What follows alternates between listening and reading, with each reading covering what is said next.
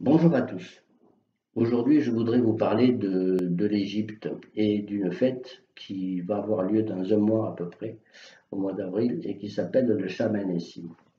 Avant de vous parler de cette fête, je voudrais vous dire deux, trois mots sur l'Égypte. Alors l'Égypte, forcément, tout le monde le connaît. C'est ce grand pays touristique qui a des richesses archéologiques reconnues du monde entier. Richesses archéologiques, certaines personnes estiment par exemple aujourd'hui que l'Égypte possède 30% des richesses archéologiques du monde et que sur ces 30%, 30% uniquement ont été mises à jour et que sur les 30% mises à jour, 30% uniquement sont exposés au public, sont mis en valeur pour exposer au public. Ça se fait dans les musées, tous les sites archéologiques qu'on a en Égypte. Il devrait y avoir la mise en valeur de ces produits et de ces choses-là dans le nouveau musée qui va ouvrir incessamment sous peu au Caire, à côté des pyramides. Et l'ouverture de ce musée a été un petit peu retardée par la pandémie. Et ça devrait se faire très bientôt. Bon, alors ça, il ne faut pas réduire l'Égypte à cet aspect archéologique. Je pense que l'Égypte est un grand pays et qui a une position géographique très importante, en ce sens qu'il se trouve à la jonction de trois continents, l'Afrique, l'Europe et l'Asie. Et ça lui donne une position au niveau mondial qui est très, très stratégique. D'autant plus que ce pays est traversé par le canal de Suez. C'est la liaison maritime qui relie Port Suez à Suez, à Port Saïd, et qui fait traverser tout le transit commercial, économique, touristique, éventuellement les bateaux, entre la mer Rouge et la mer Méditerranée. Donc cet axe est un axe vital pour tout le monde. Imaginez si les bateaux qui viennent d'Asie devaient faire le tour de l'Afrique par le sud, ça serait très, très coûteux et très malaisé. Bon, donc ça c'est le canal de Suez. L'autre richesse de ce pays, c'est le Nil. Le Nil, c'est ce fleuve nourricier qui nourrit l'Égypte depuis des millénaires. C'est le plus long fleuve du monde, à ma connaissance, et qui prend ses sources dans les pays africains de l'Ouest africain, au niveau du lac Victoria et autres. Alors, le problème aujourd'hui qui concerne l'Égypte, c'est qu'effectivement, il y a des pays en amont de ce fleuve qui veulent construire des barrages, et cela pose un problème très important pour les Égyptiens. Pour que les Égyptiens puissent vivre aujourd'hui dans les mêmes conditions d'utilisation d'eau qu'avant, il faut qu'ils reçoivent 23 milliards de mètres cubes d'eau à la frontière entre le Soudan et l'Égypte pour alimenter le barrage de Nasser, le barrage d'Assoua, de façon à avoir la quantité d'eau dont ont besoin les Égyptiens au niveau du pays. Ce sont de très gros consommateurs d'eau et effectivement, il y a énormément besoin d'eau. Donc, le problème aujourd'hui, c'est que le Nil, certes, est un fleuve nourricier, mais il est un petit peu menacé par les barrages que pourraient faire les autres pays en amont. Donc ça, c'est pour le Nil.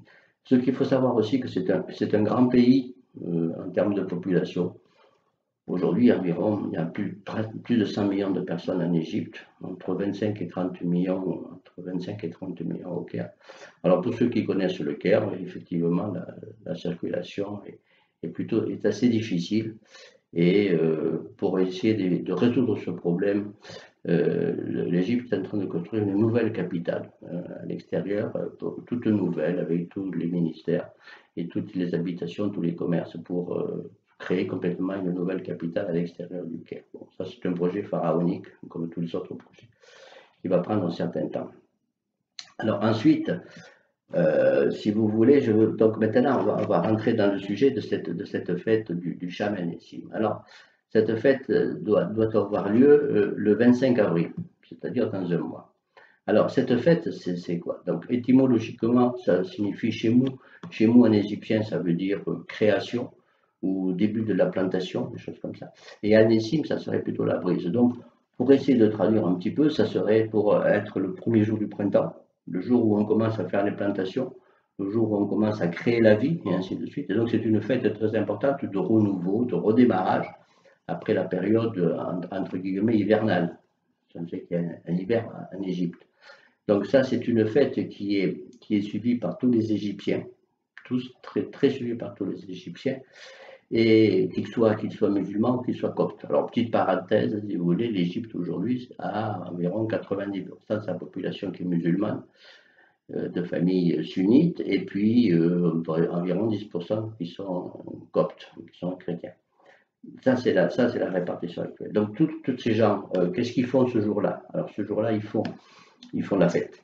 Alors, ils sortent, ils vont en famille dans les parcs, dans les jardins publics, avec des amis et la famille. Et là, ils font un grand pique-nique. Alors, dans ce pique-nique, ils mangent du poisson salé, ils mangent de la salade, des oignons et des pois chiches.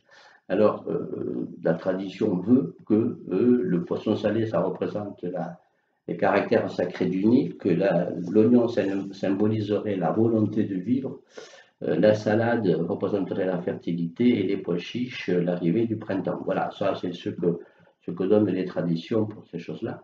Et un autre élément très important ce jour-là, ce sont des œufs peints. Et alors, ça remonte au temps des pharaons. Cette fête est estimée, donc remonte au temps des pharaons, et cette fête est estimée à 2700 ans, quoi. C'est une fête relativement ancienne. Et à l'époque, les pharaons peignaient des œufs avec des motifs religieux, et pour que les enfants les mangent ce jour-là. Alors ça, si ça rappelle quelque chose, l'histoire des œufs de Pâques pour certaines personnes, voilà, ça remonte au temps des pharaons. Pour la petite histoire, hein, nous avons pas mal de choses qui remontent au temps des pharaons dans nos traditions à nous, ici. Donc, par exemple, les œufs de Pâques. Et puis aussi, autre chose, par exemple, je ne sais pas si vous savez ce que signifie la lune de miel. Alors, la lune de miel, c'était la période que les pharaons, après leur mariage, buvaient du miel pour se donner de la force, pour voilà, satisfaire madame.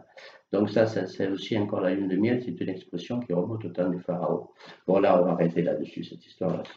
Alors, donc, la fête du Shaman Nessim, elle est le premier lundi qui suit la Pâque copte. Donc, la Pâque copte, ça sera le 24. Et la Pâque copte, c'est le premier dimanche qui suit la première lune du printemps. Donc, c'est effectivement le départ de la nouvelle saison, de création, la nouvelle saison des plantations. Et c'est très, très important de pouvoir fêter cet événement-là après l'hiver, pour repartir sur des bases des bases nouvelles. Donc voilà, ça c'est le Shaman Nessim. Alors un petit problème cette année, je vous parle d'une fête qui n'aura peut-être pas lieu, effectivement, parce que le Shaman Nessim donc aura lieu le 25 avril, et cette année le Ramadan va commencer environ le 2 avril, pour se terminer autour du 2 mai.